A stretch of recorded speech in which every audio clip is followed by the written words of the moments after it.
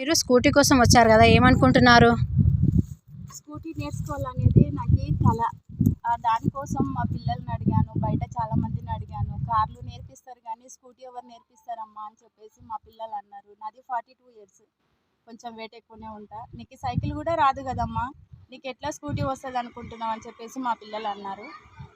అట్లనే కొన్ని రోజులు వదిలేసిన. ఎంతకైనా మంచిదని యూట్యూబ్ ఛానల్లో నేను సర్చింగ్ చేస్తే సౌజన్య మేడం మహబూబ్ నగర్ అని చెప్పేసి స్కూటీ డ్రైవింగ్ అని చెప్పి నంబర్ పెట్టింది. ఆ నంబర్కి కాంటాక్ట్ అయ్యాను. కాంటాక్ట్ అయ్యి మాట్లాడిన మేడంతో. మాట్లాడి, మేడం ఇట్లా ఉంటుంది అంటే వెయిట్ ఎక్కువ ఉంటాను, 42 ఇయర్స్, నాకు సైకిల్ కూడా రాదు అంటే, ఏం కాదు మేడం మీరు రండి, సైకిల్ రాని వాళ్ళే నా దగ్గర నేర్చుకుంటున్నారు అని చెప్పేసి మాట్లాడింది. ఆ మాటలకి నేను చాలా ఇంప్రెస్ అయ్యాను. నెక్స్ట్ డేనే లేట్ చేయకుండా మేడంని కాంటాక్ట్ అయ్యి జాయిన్ అయ్యాను. ఫస్ట్ డే మేడం స్కూటీ పట్టుకొని నడిపించింది. సెకండ్ డే నేను ఓన్గా నడిపిన.